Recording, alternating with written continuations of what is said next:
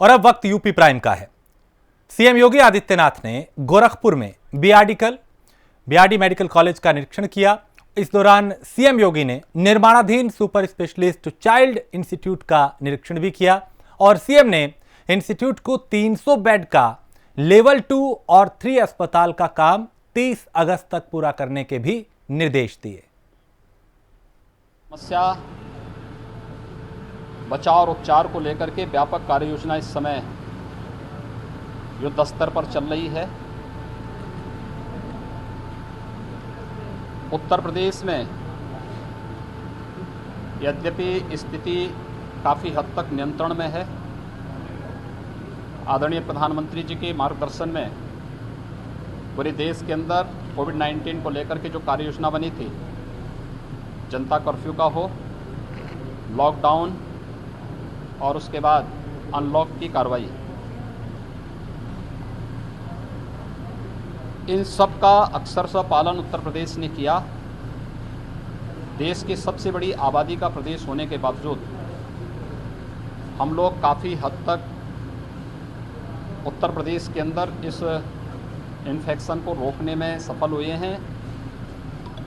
लेकिन सतर्कता और बचाव अत्यंत आवश्यक है। इसलिए भी महत्वपूर्ण होता है क्योंकि अब अनलॉक के बाद ट्रेन चलनी शुरू हो चुकी हैं, डोमेस्टिक फ़्लाइट प्रारंभ हो चुकी हैं, कुछ इंटरनेशनल फ़्लाइट भी वंदे भारत अभियान के अंतर्गत प्रारंभ हो चुके हैं। इस दृष्टि से हम लोगों ने 70,000 टीमें पूरे प्रदेश के अंदर बनाई हैं, डोर टू डोर सर्वे के लिए, कॉन्टैक्ट ट्रेसिंग के लिए। हर जनपद में कमांड एंड कंट्रोल सेंटर भी बनाए गए हैं।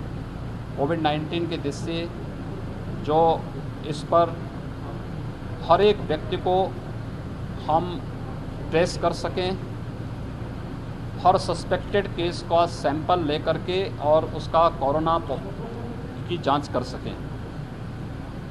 1 लाख टेस्ट प्रतिदिन वर्तमान में एवरेज वर्तमान में हम लोग प्रदेश के अंदर कर रहे हैं और इसीलिए नंबर ऑफ़ केसेज भी बढ़ेंगे। नंबर ऑफ़ केसेज को बढ़ने को देखते हुए ही ये व्यवस्था की जा रही है कि अब तक हमारे पास 1,51,000 से अधिक बेड्स उत्तर प्रदेश में मौजूद हैं। लेकिन होम आइसोलेशन की सुविधा प्रदान करने के बाद हम लोगों ने इस बात को देखा, होम आइसोलेशन की कुछ शर्तें रखी गई हैं कि सेपरेट रूम, सेपरेट टॉयलेट के साथ ही पल्स ऑक्सीमीटर और थर्मामीटर उस व्यक्ति के पास हो तो हम उसको आइसोलेशन की सुविधा, होम आइसोलेशन के लिए उसको स्वतंत्रता देंगे। लेकिन नहीं है तो उन स्थितियों में उन्हें कोविड हॉस्पिटल में आना पड़ेगा। लेकिन ये केवल असिम्प्टोमेटिक केसेज के लिए ही है, हर एक के लिए नहीं है।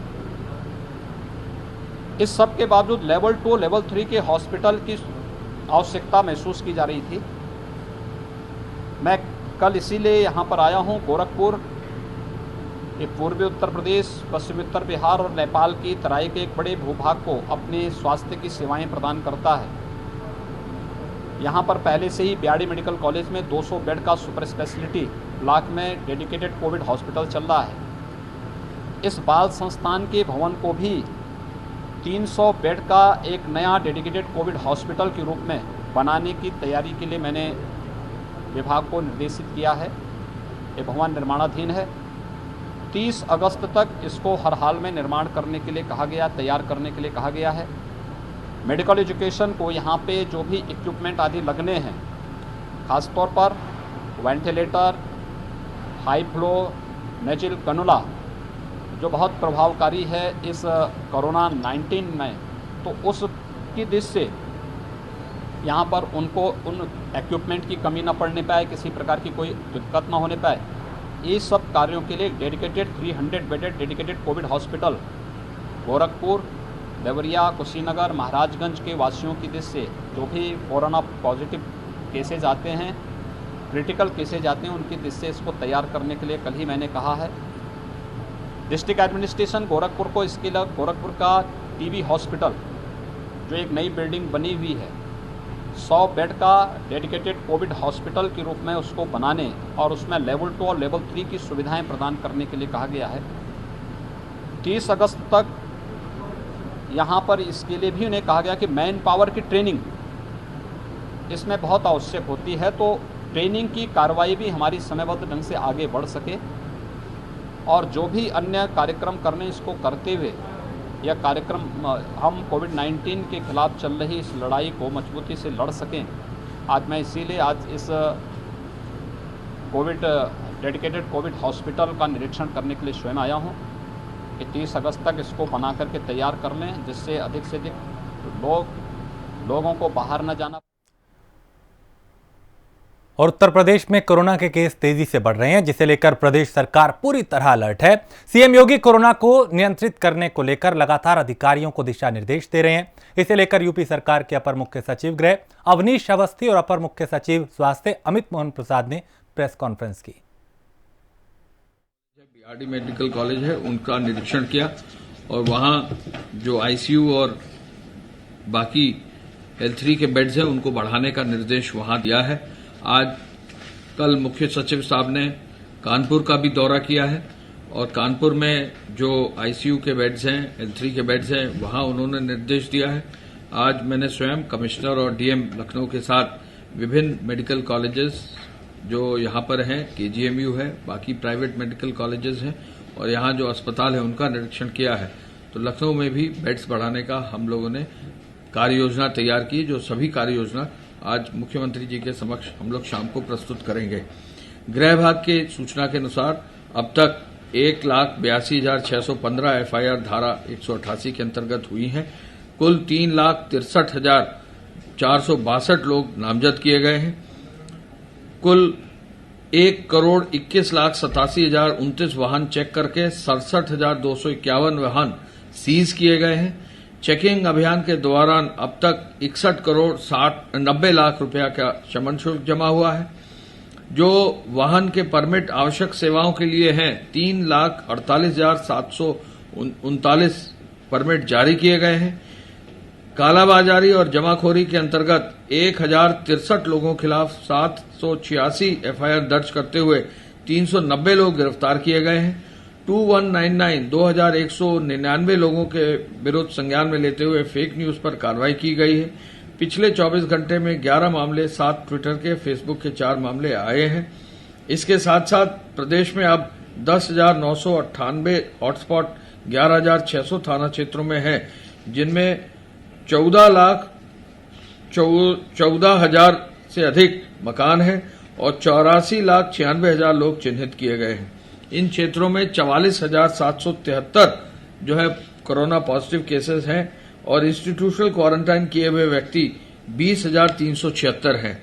प्रदेश में हॉटस्पॉट वाली बस्तियों में अनुमानित जो जनसंख्या है, उनके सापेक्ष डोर स्टेप डिलीवरी के लिए 13,336 मिल्क बूथ्स के डिलीवरी, फल सब्जी के लिए 16,596 डिलीवरी वाहन और डोर स्टेप डिलीवरी में प्रोविजन स्टोर के अंतर्गत 14,407 और उसमें इनके माध्यम से जो है वितरण किया जा रहा है।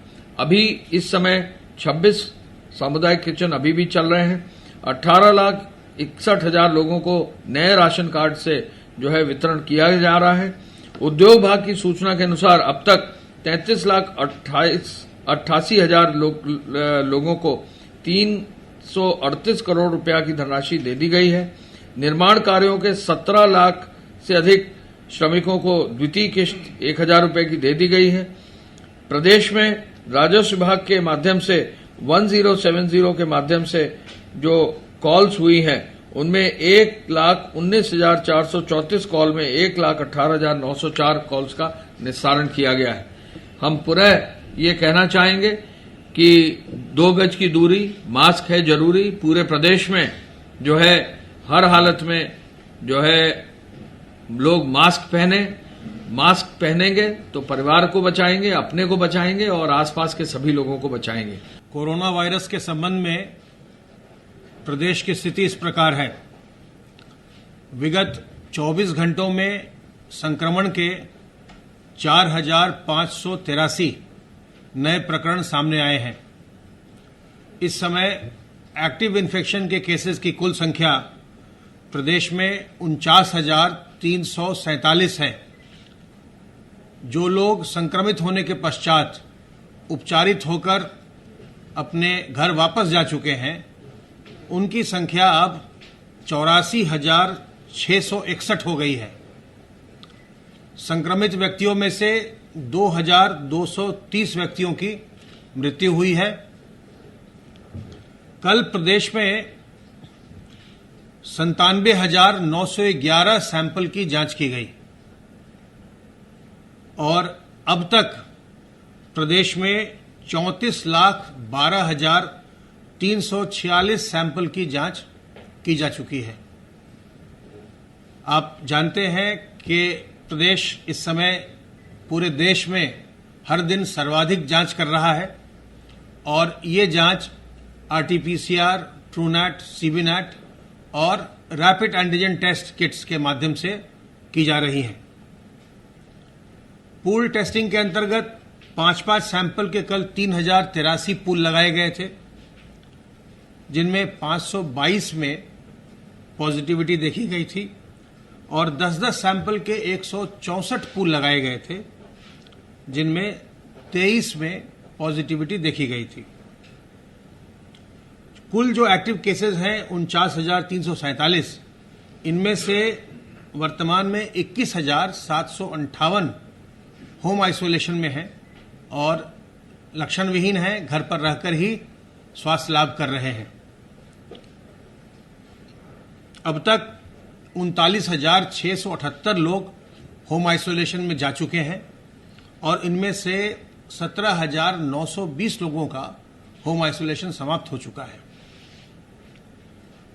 निजी चिकित्सालयों में भुगतान के आधार पर 1,627 लोग अपना इलाज करवा रहे हैं और जो सेमी पेड L1+ कैटेगरी है, जहां लोग होटलों में रहते हैं और सरकारी चिकित्सक दल उनका इलाज करता है, वैसे सुविधाओं में 196 लोग रह रहे हैं। 1 अगस्त से 11 अगस्त के बीच में जो सैंपल्स की जांच की गई है प्रदेश में, उसके आधार पर जो पॉजिटिविटी का प्रतिशत आया है वो 4.8% है। तो हमारी ओवरऑल पॉजिटिविटी 5% से कम रही है। इस महीने में भी संक्रमण की संख्या ज्यादा होने के पश्चात भी हमारी पॉजिटिविटी 5% से कम है, जो भारत सरकार कहती है कि पॉजिटिविटी को 5% के अंदर रखने का प्रयास करना चाहिए। सबसे ज्यादा पॉजिटिविटी इस पीरियड में जो देखी गई, जो 5 जनपद हैं, उनमें कानपुर नगर, गोरखपुर, देवरिया, महाराजगंज और लखनऊ है। और जिनमें 5 जनपद जिनमें सबसे कम पॉजिटिविटी देखने को मिली है अगस्त के महीने में, वे हैं हाथरस, बागपत, महोबा, कासगंज और बुलंदशहर। आरोग्य सेतु ऐप का हम निरंतर उपयोग कर रहे हैं और जिन्हें भी अलर्ट जनरेट होते हैं उनको हमारे मुख्यालय से अथवा सीएम हेल्पलाइन से फोन करके उन्हें सावधान किया जाता है, उनसे हालचाल पूछा जाता है। अब तक 8,42,800 लोगों को कॉल किया जा चुका है। आपके माध्यम से लोगों से निवेदन करने के पश्चात अब ई-संजीवनी पोर्टल का भी लोग काफी उपयोग कर रहे हैं, हालांकि उसको अभी और बढ़ाने की आवश्यकता है। सुल्तानपुर में बीजेपी नेता और कादीपुर प्रमुख श्रवण मिश्रा की दबंगई से सीआरपीएफ जवान परेशान हैं। दरअसल गोसाईगंज के सैदपुर में कुछ दिन पहले श्रवण मिश्रा के जरिए असलहे के दम पर सीआरपीएफ सिपाही का निर्माण कराया जा रहा था, उसको गिरा दिया गया था। हालांकि पुलिस ने बीजेपी नेता के खिलाफ केस दर्ज तो कर लिया, लेकिन आगे कोई कार्रवाई नहीं की गई और बिना पैमाइश किए यहां पे ऐसा कर दिया गया। कई गंभीर आरोप इस तरीके के पहले भी लगते रहे हैं। यहां पे सीआरपीएफ के जवान को ही प्रताड़ित किया गया, ऐसा उसका आरोप है। नूर कलीम का निर्माण हो रहा था सैदपुर में। नूर कलीम का निर्माण जब हो रहा था तो हमने वहां मौके पहुंचा तो देखा तो नूर कलीम का पिलर तोड़ रहे थे ब्लॉक प्रमुख श्रवण मिश्रा कादीपुर। जब हमने वहां पहुंचा तो हमको गंदी गंदी गालियां देने लगे हमको बोले यहाँ से अपना तो मुकदमा दर्ज हो गया है। हाँ मुकदमा दर्ज हो अब गया। क्यों निर्माण कार्य रुका हुआ है? निर्माण कार्य वो सप्ताह के हनक से कानों को येसो द्वारा काम को मैं सर अपना थोड़ा थोड़ा पैसा इकट्ठा करके अपने ज़मीन का जो है बैनामे वाली ज़मीन का काम कर रहा था, जो उसमें 4 भाइयों का चेक है उस ज़मीन में, ये सईदपुर में सर, सईदपुर थाना गोसाईगंज में लगता है। उत्तर प्रदेश में बिजली दरों की कटौती की मांग को लेकर राज्य विद्युत उपभोक्ता परिषद की तरफ से एक जनता का प्रस्ताव विद्युत नियामक आयोग को सौंपा गया है। इसमें कहा गया है कि कोरोना महामारी के मद्देनजर पूरे देश के अनेकों राज्यों में बिजली दरों में कमी की गई है। ऐसे में उत्तर प्रदेश में भी विद्युत दरों में कमी करने की जरूरत है। इसके लिए उपभोक्ता परिषद ने लोगों की राय लेते हुए बिजली दरों का एक प्रस्ताव भी आयोग को सौंपा है।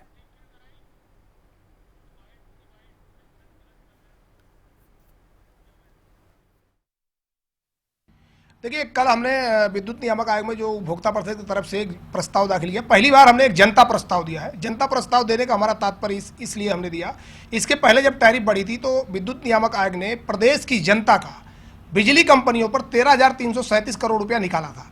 हमारी लगातार ये मांग चल रही थी कि भैया 13,337 जो हमारा निकल रहा है आपके ऊपर, इसका हमको आप भुगतान करिए।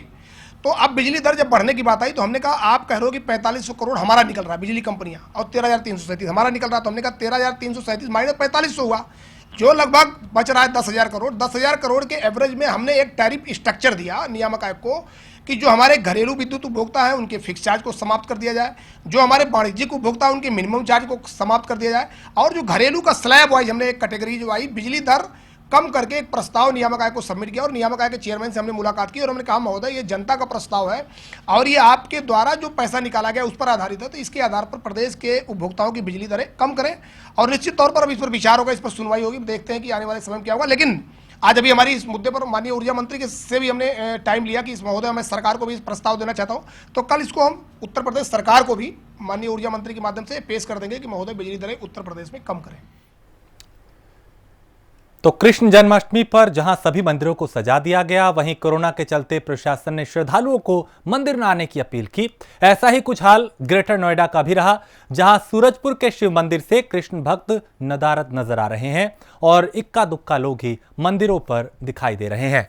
दरअसल मंदिर में केवल 5 लोगों को ही अंदर आने की अनुमति दी गई थी।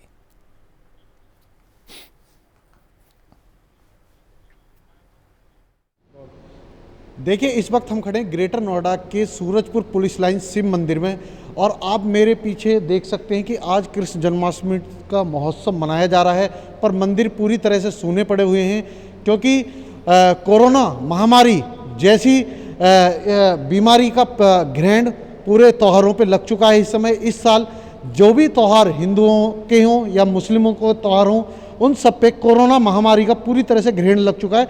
और आज जो कृष्ण जन्माष्टमी है, आज कृष्ण भगवान का जन्म हुआ था, आज उसी के क्षण में आज मंदिरों में जो हर साल काफ़ी भीड़ और काफ़ी हर्षोल्लास से ये कृष्ण जन्माष्टमी मनाई जाती थी, आज आप देख सकते हैं कि मंदिर बिल्कुल खाली पड़े हुए हैं।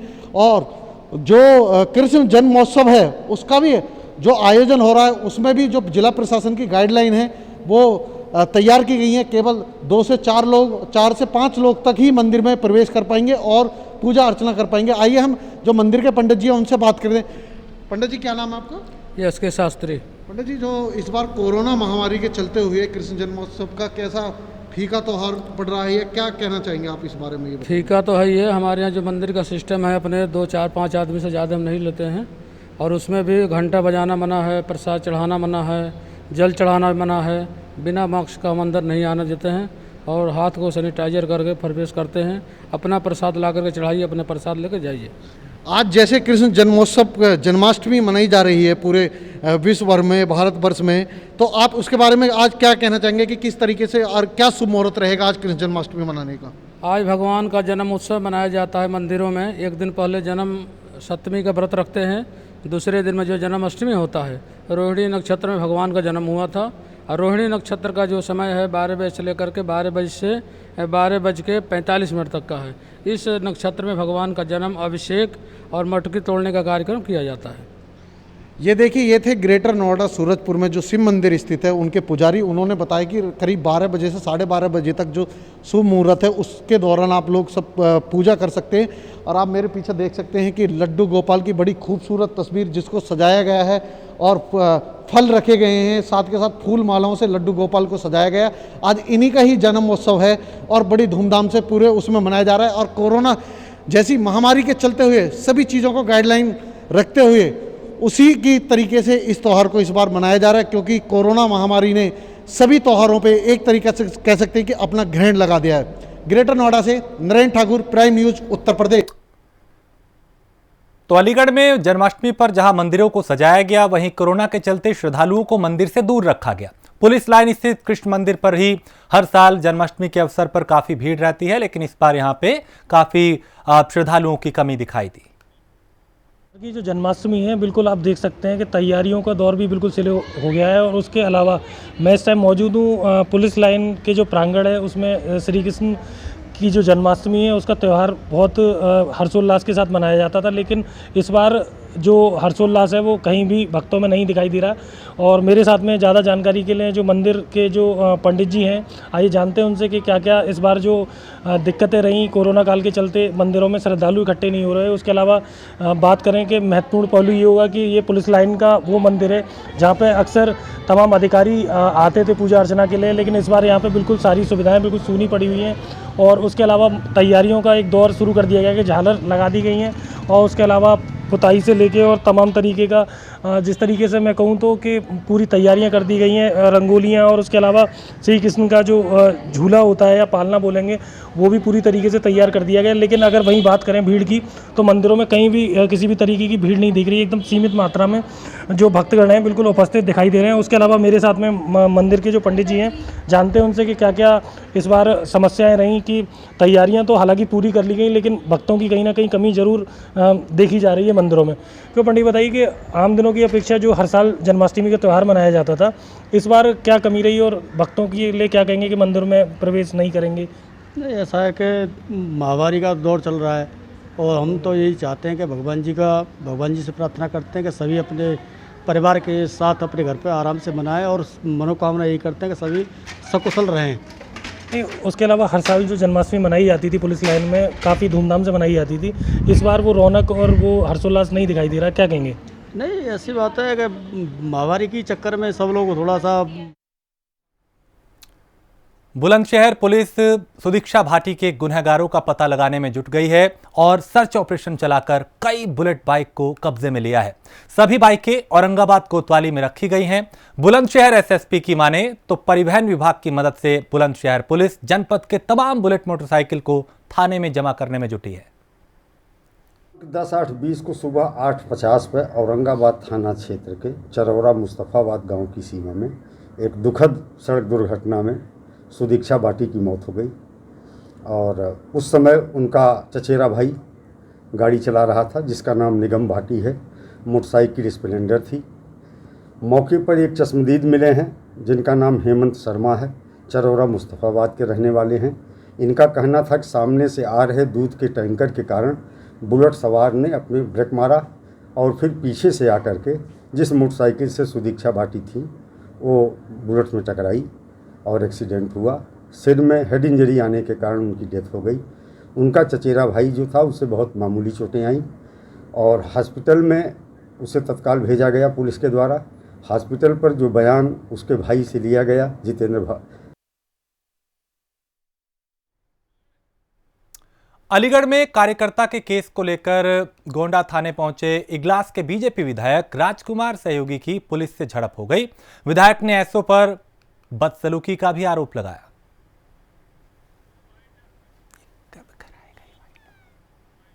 एसओ ने पैसा लेकर के उसके खिलाफ एफआईआर कर दी, उस कार्यकर्ता के खिलाफ। उस कार्यकर्ता को इतना मारा और उसके बाद एसओ ने पैसा लेकर के उसके खिलाफ कार्रवाई कर दी। जब हम बात करने आए हम ऐसा ही करेंगे और ऐसा ही होगा।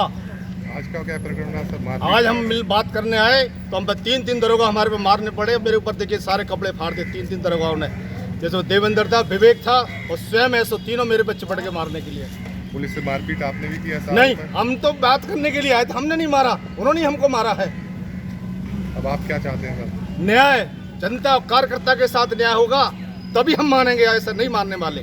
मामले में लेकर विधायक जी आज जो है अपने पूरी पार्टी के साथ थाने आए थे। यहाँ पर इनकी थानाध्यक्ष के साथ कहा सुनी हुई कुछ, जिसमें ये बता रहे हैं, तो इसमें अभी इसकी जांच की जा रही है, जो भी होगा आगे कार्रवाई की जाएगी। क्या मामला था? अब तक आपने देखा हुआ विधायकों से आपकी बातचीत हुई, क्या प्रकरण था, किस प्रकरण में आए थे वो? नहीं, ये प्रकरण था एक लड़ाई झगड़ा हुआ था। लड़ाई झगड़े में ही इनका कहना था कि इनके कार्यकर्ता की तरफ से जो है इनके कार्यकर्ता के खिलाफ मुकदमा लिख दिया है, तो उस पर ये आए थे। उस पर इनकी और उनकी कुछ कहा सुनी हुई, उसमें ही मैं यहाँ पर आया हूँ, जाँच कर रहा हूँ। थानाध्यक्ष के द्वारा पीटा गया, विधायक ने इस तरह का आरोप लगाया है, इसकी जाँच की जा रही है।